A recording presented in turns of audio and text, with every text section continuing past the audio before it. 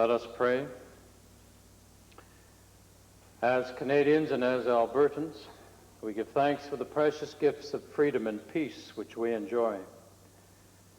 As members of this Legislative Assembly, we rededicate ourselves to the valued traditions of parliamentary democracy as a means of serving both our province and our country. Amen.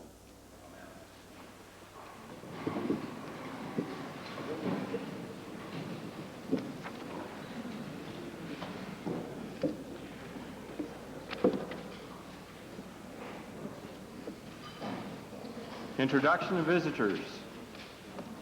Presenting petitions. Reading and receiving. Thank you. Member for West Yellowhead.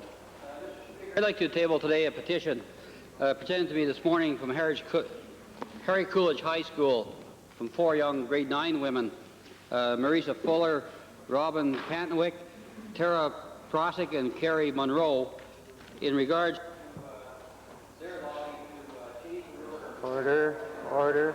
Order. It's really not the usual practice to be reading the names of the persons on it. It's just a matter of what's the substance, honourable member. Westlock Sturgeon. I'd like to table a petition signed by 484 electors in the Westlock area asking, after 13 deaths in 6 years, Highway 794, that it be upgraded to Highway 44. Thank you. Reading and receiving petitions.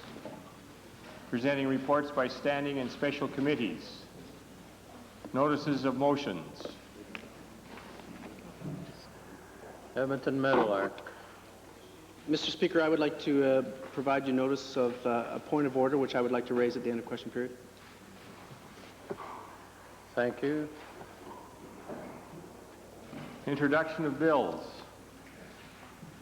Tabling returns and reports. Member for Smoky River. To table the annual 1991 report of the Alberta Social Care Facilities Review Committee. Thank you. Introduction of special guests. Excuse me, honourable member. Clerk, we were at tablings. Forgive me. May we revert to tablings? Thank you. The chair was involved in exchange of notes and so forth, and earlier should have also pointed out that the chair has received notice that the member for Dunvegan wishes to speak to a point of order at the end of question period, and then that would be followed by Edmonton Meadowlark. With regard to returns and tablings, pursuant to Section 27, subsection 1 of the Ombudsman Act, I table with the Assembly the annual report of the Office of the Ombudsman for the calendar year 1991. And all honourable members, I'm sure, are aware of the fact that this is the 25th anniversary of the Office of the Alberta Ombudsman, and that when the office was created 25 years ago, it was the first jurisdiction in North America to do so.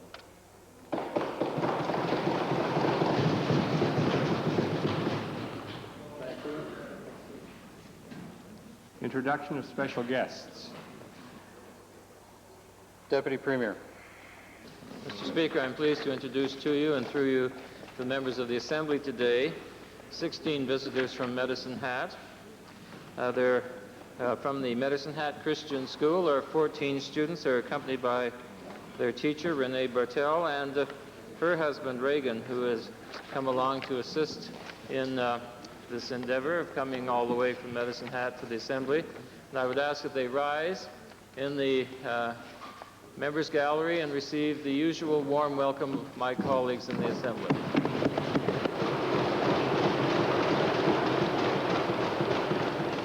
Member for Cardston. Thank you, Mr. Speaker. You and to the Assembly today, 21 bright youths from the Hillspring School in the Carson constituency. They're accompanied by their principal, Mr. Thane Olson, and his wife, Terry Olson, also by parents Jess McAllister and his wife, Linda McAllister. I'd ask that they rise and have the Assembly give them their warm welcome.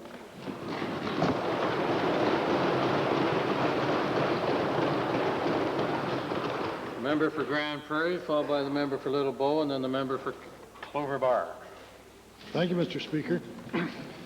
Mr. Speaker, bursaries are presented annually by the Alberta branch of the Commonwealth Parliamentary Association to nominees from the Alberta Girls' Parliament and Texas. And the purpose of the bursaries is to increase interest in Parliament among young Albertans. This year's bursary co-winner from the Alberta Girls' Parliament is Shelley Dennison from Grand Prairie. And seated in your gallery, Mr. Speaker, are Shelley and her parents, Lee and Ruth Dennison, along with Mrs. Marlene Napier from the Alberta Girls' Parliament, and I'd ask them to rise and receive the warm welcome of this assembly.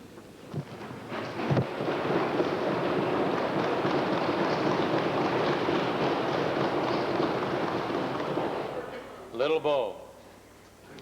Thank you, Mr. Speaker. I, too, am pleased today to introduce the 1992 Commonwealth Parliamentary Association bursary co-winner from the constituency of Little Bow and the community of Enchant, Alberta. Seated in your gallery, Mr. Speaker, are Shauna Langeman and her father, John, and I can't see if her mom's feeling well enough to be with them this afternoon, Colleen. I would like our special guest to rise and receive the cordial welcome of the House.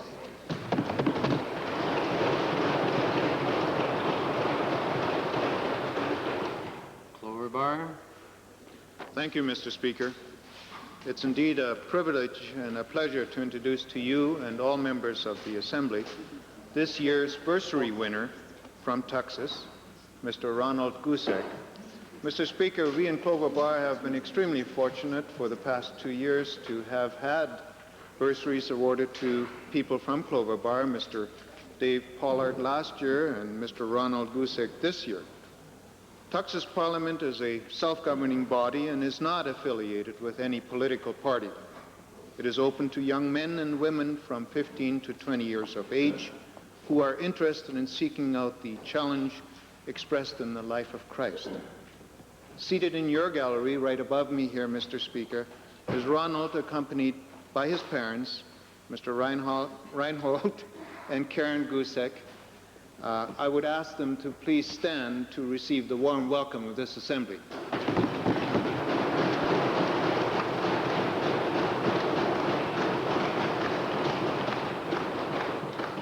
Minister of Culture and Multiculturalism. Mr. Speaker, today we have a visitor from South Africa with us. Carmen Hunis is here on the Rotary International Youth Exchange Program and is spending the entire year in Alberta and is visiting the legislature today. She's with her host for the day, Margaret Wong, and they're sitting in the public gallery behind me. I'd ask that Carmen receive the standard warm welcome from our colleagues.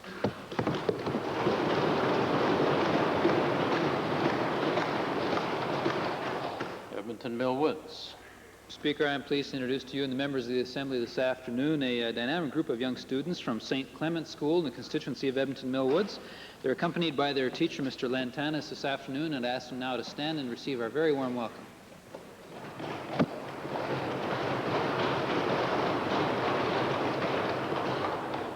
Honorable members, it's only fitting on this 25th anniversary of the Ombudsman report being filed that we recognize the presence of the Ombudsman in the Speaker's Gallery.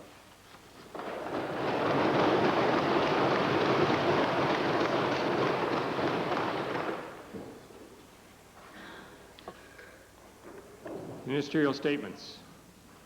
Oral question period. Hear the opposition. Speaker, yesterday it seems the Minister of Technology was whining about the opposition doing their job that this government refuses to do, to tell the truth about Novotel, Mr. Speaker. Mr. Speaker, today I would like to file in the Assembly a copy of a letter from a U.S. circular construction firm called U.S. Comstruct, Mr. Speaker. This is a letter sent to a U.S. lawyer.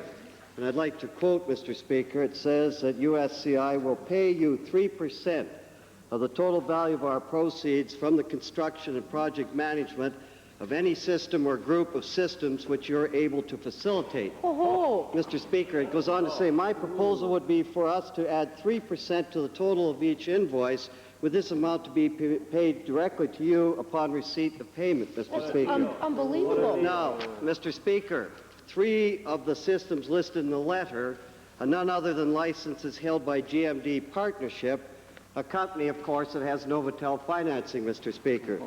Mr. Speaker, in the USA, it is a crime to try and solicit a kickback like this. Now, my question to the minister... Should be illegal here, too. I hesitate to ask this because the minister is unaware of most things, Mr. Speaker, but was the minister aware that a construction firm was offering to pay a U.S. consultant a 3% kickback with our Alberta taxpayers' money? Well, that's fine. Mr. Speaker, I have had the opportunity to see a copy of that letter. It makes no mention of Novotel whatsoever. It makes no reference to any connection except for the fact that the lawyer to whom it is addressed acted for several companies in the United States in the cellular industry, GMD being one of them. But there's absolutely no reference in that letter. And surely, Mr. Speaker, that's one of the reasons why this incomplete information that constantly comes from the opposition should go to the Auditor General. I mean, these sort of half-baked investigations are not in the best interests of the taxpayers of Alberta. Albertans are sick and tired of you hiding behind Novotel. This was Alberta taxpayers' money that was being done, and this was Novotel financing to this company, Mr. Minister, and you should be aware of it and be concerned about it. Now, Mr. Speaker, in view of all these things that were happening, money for lawyers' fees, to pay back Novotel, to pay other American creditors, to take over other companies that our taxpayers' money was going for, I want to ask the minister this. Will he assure this House today, Mr. Speaker, that there were no other kickback schemes, or did questionable U.S. firms simply come in and cart our money away in suitcases, Mr. Speaker? Mr. Speaker, the Honourable Leader has got to be a little bit more responsible in the type of information that he brings forward. This is half-truth, half-identified information that is not doing anybody any good. We're not hiding from anybody. We're saying to the Auditor General, take the whole works, examine it in an independent and with the integrity of the Auditor General, that will be done. Speaker, that's not washing with anybody. You're covering up, and everybody here knows it, Mr. Speaker. All Albertans know it, Mr. Speaker. And we're saying to you, this is going to go on, Mr. Speaker, unless you come clean and start telling us the truth in this assembly, Mr. Speaker. Now, Mr. Speaker, this government wants to hide, the minister wants to hide, the premier wants to hide, the treasurer wants to hide, Mr. Speaker. And it's a pitiful, pitiful situation of an incompetent minister hiding behind the Auditor General, Mr. Speaker. My question to the minister is simply this. When is this minister going to accept responsibility for his own department? If he can't do it, why doesn't he resign? Good. Mr. Speaker, right from the very beginning, he indicated the degree of ministerial responsibility that I intend to accept in this matter, and I will not back away from that.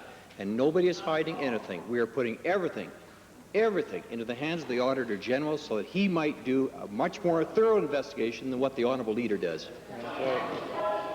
Second main question, Leader of the Opposition. Second main question. Another part of it, Mr. Speaker, we'll keep doing the minister's job for him, Mr. Speaker. Yeah. The Minister of Technology has often said in this House that the government put up a management committee in place to clean up of Novotel. Yeah, well, they did, Mr. Speaker. Sure. Let's take a look at how this management committee worked. Mr. Speaker, I'd like to file in the Assembly a copy of a letter dated March 10th of this year to Peter Mitchell, the treasurer of Novotel. Mr. Speaker, in the letter, Mr. Doyle, the owner of GMD, says he was told that the management committee of Novotel was simply a rubber stamp for local management decisions on financing, Mr. Speaker. Now, to the Minister of Technology, Mr. Speaker, will the Minister of Technology explain how it was only 3 months ago a Novotel employee was telling the holder of a Novotel loan that the Novotel Management Committee was simply a body that rubber-stamped local decisions? Interesting. Now, Mr. Speaker, he's asking me to comment on certain opinions by certain people given to other people. I mean, this is absolutely ridiculous. And I don't think that further approach to investigation such as this is doing anybody any value, and certainly not the taxpayers. You want to talk about who's helping taxpayers? You know, Mr. Speaker, you know what is ridiculous that this government has squandered millions of dollars, Mr. Speaker. We don't have money for hospitals. We don't have money for battered women's shelters because of this minister's incompetence. That's what's ridiculous, Mr. Speaker.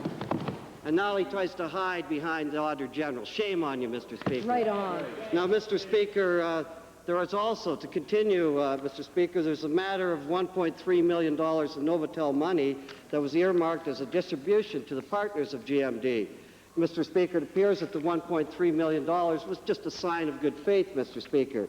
My question to the minister is simply this. Why was the management committee of Novotel appointed by this government giving cash to U.S. investors in September of 1991, 9 months after this government became responsible for Novotel? Why did you approve this gift? Find out. Well, Mr. Speaker, in January, when we had to take back Novotel, we put this management committee into place. And that was an important decision to be taken.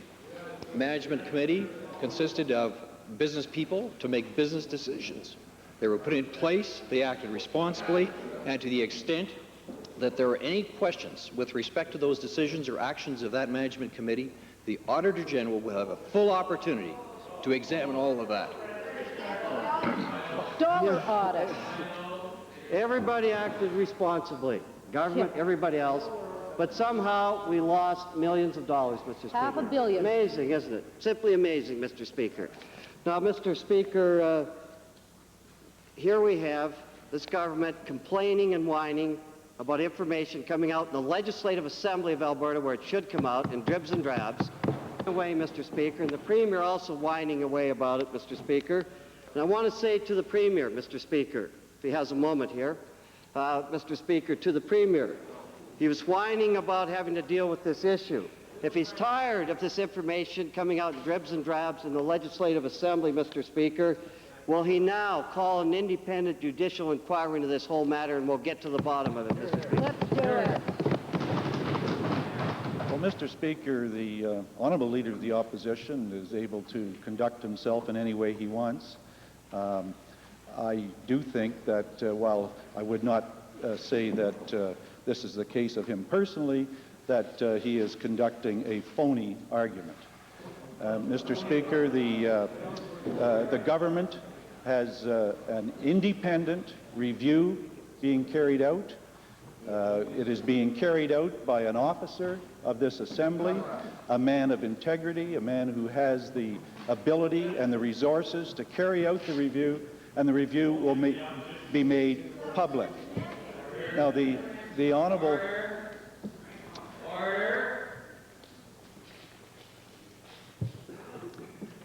The honourable members may not want to accept that, but that is what is happening. An independent review by an officer of this assembly and all the facts made public. That's the responsible way to do it, not the manner in which the honourable member is. And I certainly, Mr. Speaker, have no quarrels with the way the honourable member conducts himself, but I think his position is a phony one.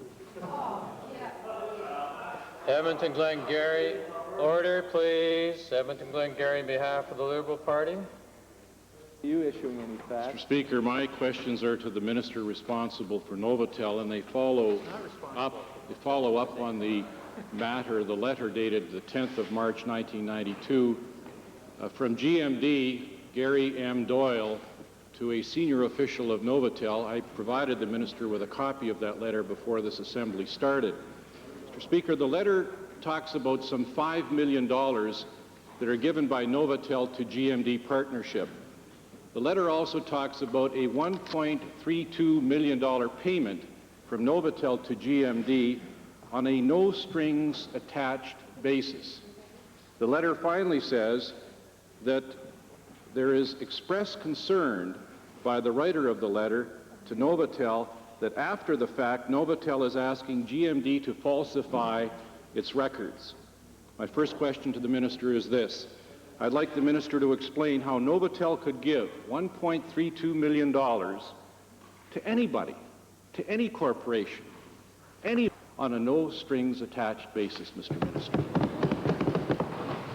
Mr. Speaker, my response to the honourable leader is no different than the response to the leader of the opposition. If he has information that he feels is relevant to some improprieties in Novotel or the management committee, let him take it to the Auditor General in a responsible way. And let the Auditor General, with his integrity, deal with that matter. Mr. Speaker, this is an officer of this Assembly, the Minister, and an officer of the court. And for him to be giving a lecture to members of the opposition is absurd. My second question, Mr. Speaker, the letter talks specifically about the request of Novotel to GMD to falsify its financial statements to show the $1.32 million as a loan after the fact, after the money apparently is given. I'd like to know from the Minister whether he agrees that there is now evidence of glaring wrongdoing on the part of Novotel and its personnel. Mr. Speaker, he's asking for an opinion of me in that regard, and I'm not going to give him an opinion in that regard.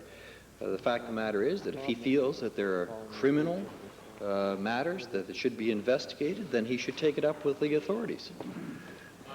Mr. Speaker, a lawyer and an officer of this Assembly has a duty to uphold the law. I'm asking the Minister as my final question, on a loss that is now $700 million and climbing, whether there is enough evidence, in his opinion, for this Minister to take action by calling the RCMP and adding to the knowledge that he has and that we don't have, asking for a full inquiry by the RCMP. Are you prepared to do that? Mr. Speaker, I have to take issue with the Honourable Leader and some figure that's now come forward of $700 million. That is not correct. The figures that we have given are figures that we stand by with respect to this total cost. We don't like those figures any better than anybody else, Mr. Speaker. And that's why we have to get answers on this whole matter of Novotel, and that's why the Auditor General has got to do a full review, and he has to have the opportunity to do a fair and open review. This sort of political grandstanding by the Honourable Leader and others is not doing anybody any good, and it's a very, very important matter.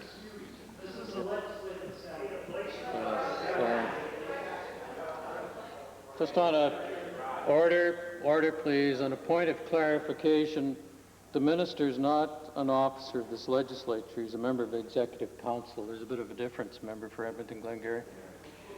Smoky River, followed by Edmonton Highlands.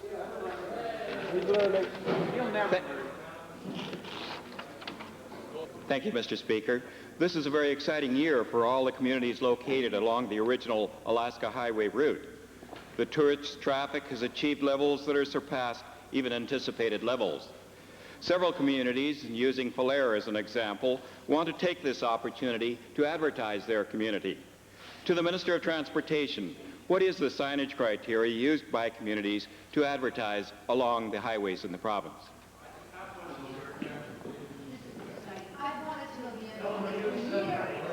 Listen and you'll find out. Take your time. I forgot what the question was now. Mr. Speaker.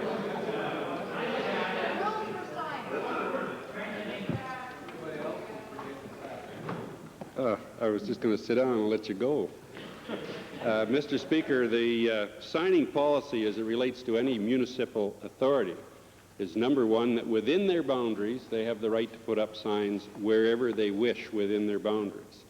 Outside the boundaries of the municipal districts or counties, then our policy kicks in and the signs must be 300 meters away from the side of the road, and that's 1,000 feet for some who are old, and 800 meters, 2,600 feet if it's near an intersection that relates to a primary highway and to a secondary. Now, I recognize, and I've had some concerns raised to me about the signs that the honourable member has in his area, and they are rather large signs. They are on our right-of-way, and they are illegal.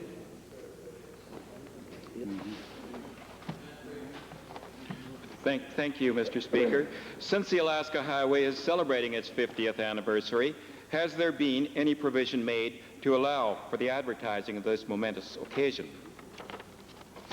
Mr. Speaker, yes. As a matter of fact, we probably had 25 or 30 requests to put signs up from Milk River right to the highway as it heads into Dawson Creek. to indicate that this is the 50th anniversary of the celebration of the construction of the Alaska Highway, and we have given permission to put up a sign that starts down in the Milk River area with the same logo on it all the way through, so the public has an idea what that signs mean. For example, one of the ones they had requested was right at the border, "This is the start of the Alaska Highway." Well, quite honestly, it was not. So we did work out with the groups that wanted signing in the interest of tourism and in the interest of this being the 50th anniversary of that construction of that highway. In Highlands.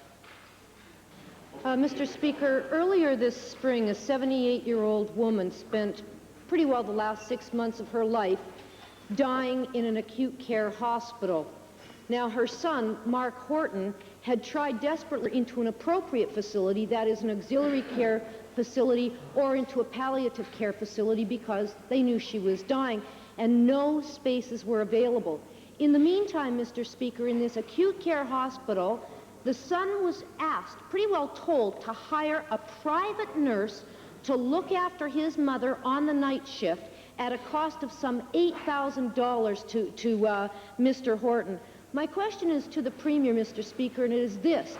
Does the Premier not understand that when hospitals start telling people that they have to hire private nurses to care for the elderly while in hospital, that this is a violation of the Canada Health Act as well as being immoral?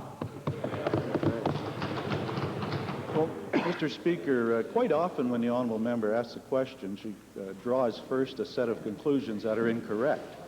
So what I'd like to do, out of respect for the honourable member, is check into the allegations which he first made and then report back to her or have the minister. Mr. Speaker, I'd be more than pleased to facilitate that by filing 4 copies of the letter from Mark Horton to the Minister of Health, and I do so with his approval. Perhaps the minister responsible for seniors will take a different approach to this question, Mr. Speaker. What we have here is a crisis of lack of beds for people who are ill, and they end up in acute care facilities, often having to pay for private nursing care while in those facilities. What measure is the minister responsible for seniors prepared to take to make sure that nothing like this ever happens again in Alberta? Well, Mr. Speaker, I think that the question should more appropriately be addressed to the Minister of Health, and I'll certainly raise it with her. But I think that she's making some very wrong assumptions here, and her assumptions are totally out of line. Clark. Order. Thank you, Mr. Speaker.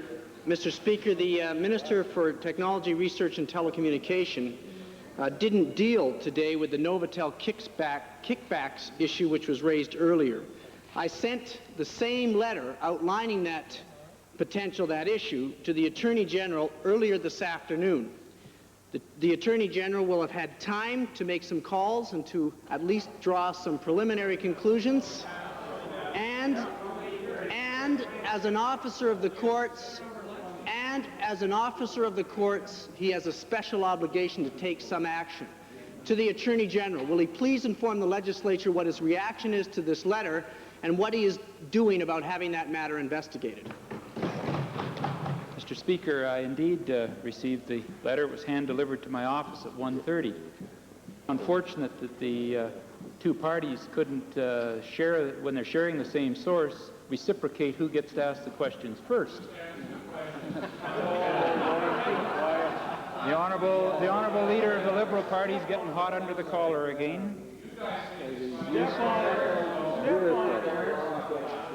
The only person who thinks it's funny is the person that observes the leader of the Liberal Party. Mr. Speaker, this whole affair, nothing's funny about it. When this whole affair came out, the government was very, very adamant. We'd like to hang somebody if we can find out what's gone wrong. Absolutely. It's taxpayers' money. However, the Auditor General, Mr. Speaker, will find that out for us. My colleague, the Minister of Technology, Research and Telecommunications, made it very clear to the Leader of the Opposition the contents of this letter. No mention of Novotel. It's again from a construction company to I've subsequently found out that it happens to be a lawyer that has worked for a number of companies in the United States, saying, if you can find me business as a project manager for a potential company, I'll pay you 3%. We won't hide it, we'll add it to the invoice. That's nothing but kickback. Allegations, unfounded.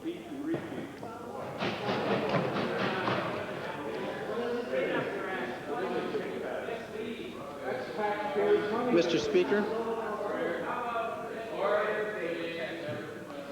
Mr. Speaker, over the last number of days, these ministers have made quite a commitment to an increasingly long list of specific things that the Auditor General should be looking into. I wonder whether the Minister of Technology, Research and Telecommunications can tell us specifically what he has directed, whether or not he has directed the Auditor General very, very particularly to look into the possibility of kickback schemes throughout these companies that Novotel was dealing with in the United States.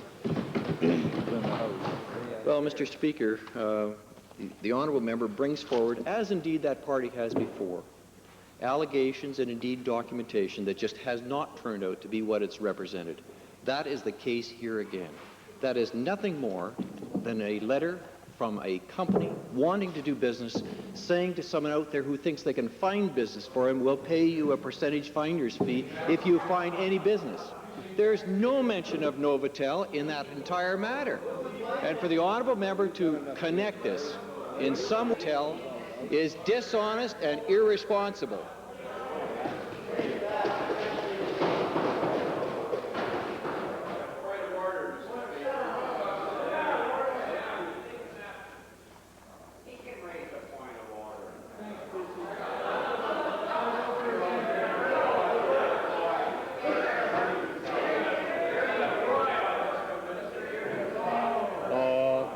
Order, please, honourable members. Order, order.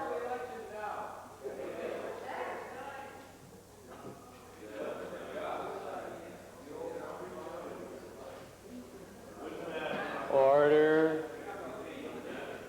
order. It's your time you're wasting, honourable members.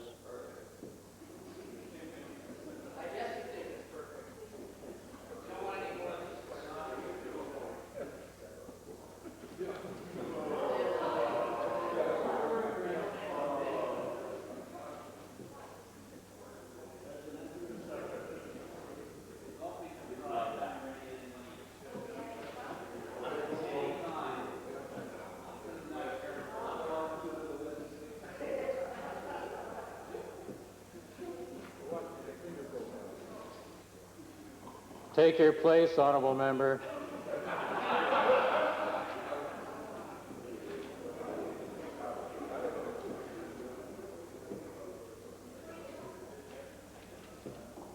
West Yellowhead was busy getting up to leave the room, having made certain remarks. I'm sorry, honourable member. It was. Let's hear from Red Deer North, please. Yeah, thank you. Go get him. Good trips are flying today, Jim. I was just going to be commending the opposition on some things, but given their present response, I'll have to choke back those remarks. The Red Deer School District, Mr. Speaker, is one of those jurisdictions that is desperately looking to a solution of the equity funding difficulties. And I'd like to add that the Red Deer Public School Board hasn't just idly sat by in a critical mode, but has brought forward possible solutions through their power equalization formula. And I wonder if the Minister of Education could indicate to us today, with the various proposals that are in front of him, can he give us a timeline today on what he sees as being realistic to a resolution of this problem? Good question. Mr. Speaker, I see a rather lengthy timeline to the resolution of this problem. Why? And I don't say that with any satisfaction, because what has happened is that the school boards, especially the Alberta School Boards Association, in its effort to find a solution, I suppose, has brought in the Alberta Urban Municipalities Association, the Alberta Association of Municipal Districts and Counties, and the Improvement Districts Association of Alberta, so that this is no longer just a school board revenue matter. It is a local government revenue matter. And it comes down to a report that has been done by those 4 associations that has made some recommendations on where we ought to move. And it's expanded the scope of this matter and the study of it beyond a short fuse and a short timeline of getting it solved. My colleague, the Minister of Municipal Affairs, and the Provincial Treasurer and I will be meeting with the 4 associations sometime in early July, and I hope that we will be able to make some moves at that point to bring about a resolution. Well, Mr. Speaker, we recognize there's varying positions being brought before the minister, but the supplementary, and he related to a short fuse, the fuse is running short in some jurisdictions. I wonder if he is prepared or has, at least waiting in the wings, a proposal on an interim basis, at least, to solve the predicament being faced by some of the boards like Red Deer that are on the downside of this issue. Good question.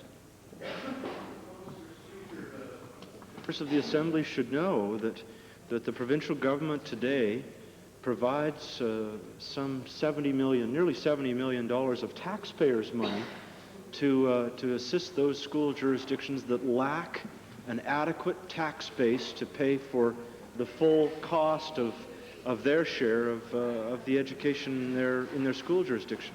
And Mr. Speaker, it is a very frustrating exercise. I hear from the hallelujah chorus on the other side, solve it, solve it, solve it, and then when there are a number of solutions that come forward, they say, no, try another way, they say, and they really have no positive suggestions of their own other than to constantly do nothing but criticize the solutions that we have put forward. So, Mr. Speaker, I still share the honourable member's problem and concern that there's one school jurisdiction that can tax and raise almost 20 times as much as another jurisdiction a short few miles away on a per student basis, and I think it's atrocious, Mr. Speaker, but we are trying to achieve some consensus with local government associations and school boards across this province, and the solution to this matter is taking much longer to achieve than we might otherwise have hoped. Kona. Thank you, Mr. Speaker. It's curious that private citizens can arrange a visit to the correctional institution by going to the institution directly. It's even curiouser that within a matter of hours, I was able to arrange by telephone through my office a visit to the Edmonton Penitentiary with no difficulty whatsoever. But although I have to go to the Solicitor General as an MLA in Alberta to obtain permission to visit the correctional institution, will the Solicitor General now reconsider his arbitrary refusal to grant me permission to visit the Fort Correctional Institution? What are you hiding? Mr. Speaker, at the present time, and I've been Solicitor for not too long at the present time, but I'm reviewing the policies as they relate not only to the structure of our correctional facilities, but to our policies as it relates to touring the facilities. The answer directly, until I have finished those type of reviews and looked at the structure, is no. That's the kind of answer you expect in a banana republic. Yeah.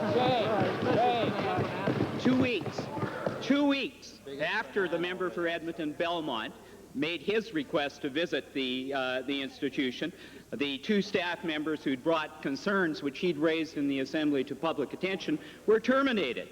To the Solicitor General, is the refusal to allow me permission to visit the Fort Saskatchewan Correctional Institution intended to convey the same message to the staff there? Is it? Yeah, I bet. I don't understand the question, Mr. Speaker. Edmonton Calder. Edmonton Calder. Thank you, Mr. Speaker. My questions are to the Minister responsible for seniors, who I understand is also responsible for persons with disabilities.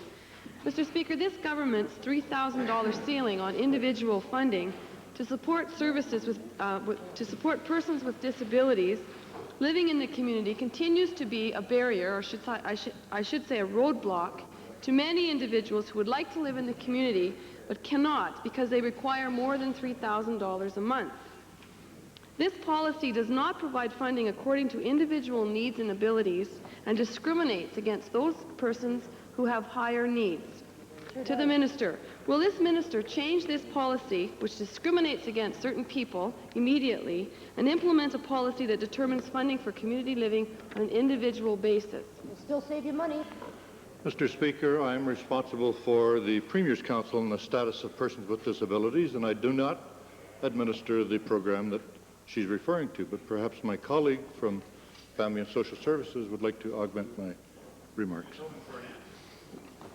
Mr. Speaker, the member has brought forward the formula for funding. The $3,000 is there for personal supports, but on top of that, Mr. Speaker, they're eligible for funding under the Supports for Independence program, and on top of that, Mr. Speaker, they're eligible for dental, medical, and prescription benefits. But as always the way, Mr. Speaker, we on this side of the House are prepared to review these benefits. We do it on an annual and an ongoing basis to make sure that they are indeed meeting the needs that they're intended to meet. Mr. Speaker, this policy is causing severe hardship for many people wishing to move into the community. And the Minister should be aware of all the organizations that are claiming and are expressing their concern over this policy. I'm surprised that the Minister doesn't indicate that. Now, Mr. Speaker, my final question then to the Minister for Family and Social Services. How can this Minister justify this ludicrous and unfair policy which keeps people in expensive institutions and denies them the right to live either with their families or in their community? Hear, hear. Mr. Speaker, again, the member is referring to a good program here in Alberta that has helped many, many Albertans that have been in the past institutionalized, integrate into the community. Many, many successes, Mr. Speaker. Many not at anywhere near the limits that we have in place. But again, I might point out that Albertans are currently spending close to $50,000 a year, Mr. Speaker, to help people integrated into the community. I think that's a pretty significant commitment on behalf of taxpayers. Calgary Northwest. Thank you, Mr. Speaker. My questions are also to the Minister responsible for Technology, Research and Telecommunications. The Minister has told Albertans and told his legislature over and over that money provided from Novotel was used as a means for Novotel to break into this U.S. cellular market for systems financing. In the March 10th, 1992 letter to which other members have referred, there's a line that says, quote, Novotel released $1,062,545 to be used for working capital and for the purchase of non-Novotel equipment. So my question to the Minister is simply this. How could the Minister have permitted Novotel in March of 1992 to release over $1 million to a company that was going to buy somebody else's equipment? Well, Mr. Speaker, this is absolutely remarkable. I've said in the House on many, many occasions the parameters of the systems financing. The systems financing was provided, firstly, to buy Novotel equipment, secondly, to buy equipment from other suppliers that related to the establishment of the cellular system, and thirdly, for Stardust to get the cellular system going. Those are the parameters established by the Novotel board back in 1988. I've said it in the House 100 times. So my supplementary question, following up on the Minister's answer, is the Minister saying that there are lots of these 75 companies that got money from Novotel and bought somebody else's equipment, non-Novotel equipment? Is that what you're saying happened? Speaker, I'm saying what happened was that Novotel board in 1988 established parameters for their systems financing similar to all of the other suppliers that were in the business, all of the other competitors that were there. And it provided for three things, as I say: to purchase cellular equipment, to purchase related equipment that was necessary to get the operation established, the cellular system, and startup costs. There's no secret about that. Calgary Glenmore. Today's the day we pick on the Minister of technology research and telecommunications, and I think it's important to outline that there are a lot of wonderful things happening in the world of research, and especially with the Medical Research Foundation. They are very world-renowned for its work, and it is financed by the Alberta Heritage Trust Fund. And Mr. Speaker, now is the time when Albertans should see some payoff for that work, and particularly related to the drug research that they do. It's time now to see that drug research move from the research to the commercial market. And I'd like to ask the Minister of Technology, Research and Telecommunications to advise the Assembly with regards to the federal bill that is governing the patenting of drug legislation, and whether it will proceed to bring laws in order with Alberta laws. Mr. Speaker, it's a very good question, and indeed a timely question, because quite frankly, Alberta is poised to capitalize on an extensive amount of medical research that has been conducted in this province through the Medical Research Foundation and through 2 universities with world-class research capability. And there's no doubt, Mr. Speaker, that the situation for the full opportunity to capitalize on this research is impacted by that federal legislation, and unless it moves along in a timely way, Alberta will suffer and Alberta researchers will suffer. We are therefore doing everything we can through representations to the federal government to ensure the passage of this bill in order to put the parameters of patent protection on the same basis as exist in many other countries throughout the world. Now, Mr. Speaker, the opposition sits here and laughs at something that's important, and I think it's important that people of Alberta understand that we are now becoming part of the global competition, and it's important that Canada upgrade its drug regulations and its standards to meet the international market and the GATT agreement. But, Mr. Speaker, could the Minister please outline what the benefits we can anticipate for Albertans with regards to this research? Mr. Speaker, during this past week, through the initiative of our department, we established a first ever in Canada, a pharmaceutical showcase that brought together 24 of the major pharmaceutical companies, international companies, that were here in Alberta to meet and hear from Alberta researchers who are conducting a variety of biomedical projects. The type of feedback that we have had from that would indicate that there is a substantial opportunity for research dollars to flow into this province in order to further the objective that the Honourable Member mentions, and that is to move the research from the labs into the marketplace to benefit the quality of life of the Albertans and the economic development of our province. Calgary Mountain View. Thank you, Mr. Speaker. There's much concern in Alberta about the justice system as it relates to our young people in this province. Some superficial attempts were made by the Attorney General last year to solve the problems with the youth court system in Calgary. But the problems are not going away, Mr. Speaker. Youth trials and child welfare cases are now being booked into next January. That's 7 months delay. Given that cases postponed that long may be thrown out because of delays, will the Attorney General admit that the problems of severe overcrowding of the youth court is not conducive to the proper administration of the justice in this province? Mr. Speaker, there's no doubt that if there were overcrowding in courthouses, that it would not advance justice. But I would like to correct some of the information that the Honourable Member put forward, that the cases won't be thrown out because of a 6, 7, or even 8-month delay. The Askoff case that came down in the Supreme Court almost 2 years ago has recently been adjudicated on and specifically clarified by the Supreme Court. And rather than looking at the court system, the internal court system in the sense of judges, courtroom space, which are important, that you also have to look at counsel and how many cases counsel are taking on so that they can in fact schedule those cases so that the delay is not on. Well, Mr. Speaker, surely the Attorney General can't be satisfied when trials are being booked 7 months from now.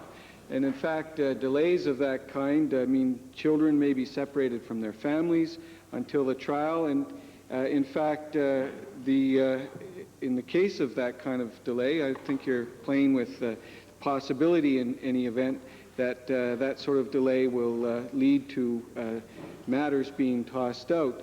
Given that the delays and the apparent instructions from his department that have resulted in cases being plea bargained and resulting in inappropriate sentencing, will he tell us what additional money he'll give to the Calgary Youth Court system to address these problems? Mr. Speaker, I would be delighted to receive specific information he has on cases or instructions that I have given to my department to that will result in inappropriate sentencing of people. It is not a matter of actually having more money. It's a matter, again, of streamlining the system. And part of my first answer related to the fact that it takes the private bar to, in fact, work with the Crown prosecutors, with the clerks and the judiciary to ensure that there's a smooth operation of the system. I can affirm that I'm not happy that there's any delay in any court system, but I think with all parties working together, we can keep that to a minimum. Goldbeyer. Mr. Speaker, the public's lack of faith in our judicial system is easily understood, given the recent round of court cases where the offenders seem to be treated with far more mercy than the victims. The granting of a suspended sentence to a man who violently threatened the safety of women and children at an Edmonton women's shelter is shocking. Not only to the families and staff who had to endure this terrifying experience, but to women everywhere, Mr. Speaker, who've been led to believe this government is committed to ending the cycle of violence. My questions are to the Attorney General. Has the Minister spoken to the Chief Crown Prosecutors of Alberta so that they give instructions to ensure that those guilty of crimes of family violence are subject to serious sentences? Hear, hear. Mr. Speaker, I have indeed spoken to not only the Chief Crowns, but all of the Crowns. My honourable colleague, the Minister of Family and Social Services, in conjunction with other ministers recently, tabled in this House a document that showed our commitment and great initiatives towards family violence that the honourable member is referring to is very, very unfortunate circumstances and an example that there is violence, spousal abuse in the community. The member from Edmonton Avonmore addressed this issue a couple days ago in the House, and then I said that we were taking this under review to find out if in fact it can be appealed, and would be delighted to report upon that review. Mr. Speaker, my supplementary is to the Minister responsible for Family and Social Services. What action has this Minister taken responsible for shelters to ensure the security of shelters and the confidence in shelters, that this is not undermined by this current action?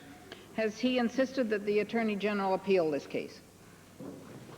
Mr. Speaker, the Attorney General has already responded to the question, I think, pretty completely, and pointed out that he had already had some discussions with the Minister of Family and Social Services as it pertains to this particular circumstances. I would again just want to reiterate that it certainly doesn't reflect the attitude of the government of the day, Mr. Speaker. We're very concerned about family violence in Edmonton and in Alberta today. We have announced a number of initiatives to address this with, Mr. Speaker, and I too regret the leniency in this particular situation, but can only again say that the Attorney General has committed to that undertaking. The question period has expired. Dunvegan. Thank you, Mr. Speaker. Last Tuesday, I made a comment in debate that I subsequently withdrew. I now want to personally apologize to the Jewish community or anyone else that I may have offended for my comment.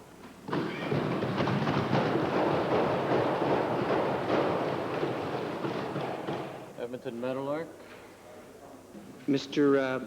Speaker, I was planning to rise on a point of order under Beauchesne 493, Section 4, to address the issue that my colleague from Dunvegan has just addressed.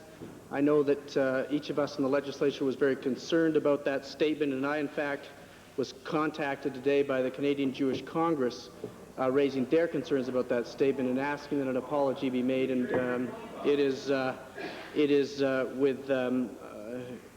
with gratitude, I think, I express on their behalf and on all our behalves that the member has apologized the way that he has. Thank you.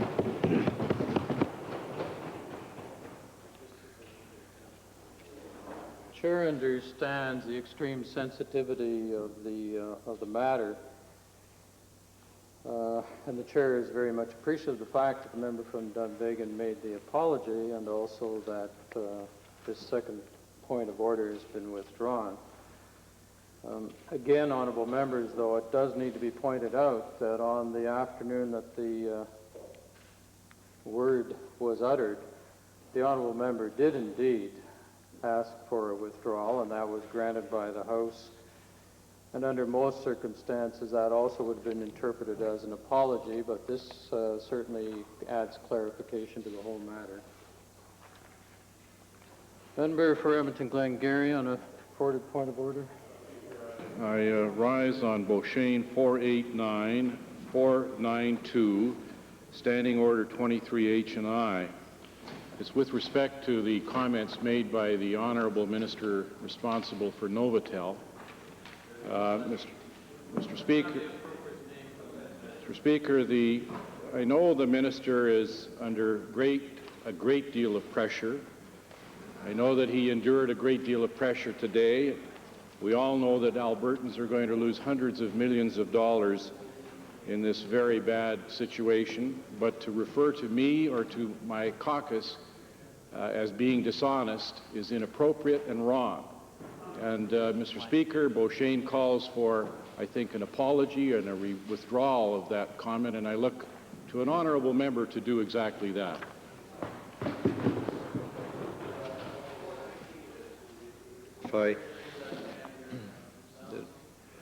If I have breached the traditional rules of our parliamentary system in that regard, I would apologize totally. The fact of the matter is that if the honourable leader, though, believes in the representations made, that I would challenge him to say those things outside of the Assembly. Okay.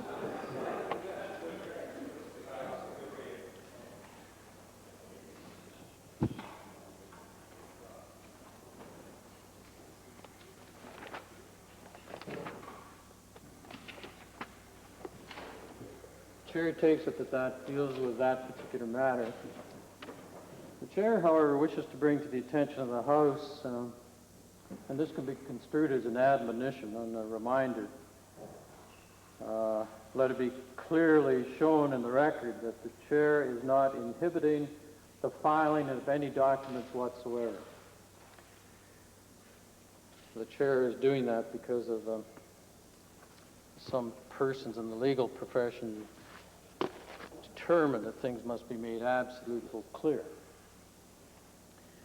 However, the chair wishes to admonish members of the House to remind them of Beauchesne 498, subsection 1 and subsection 3, and I read them.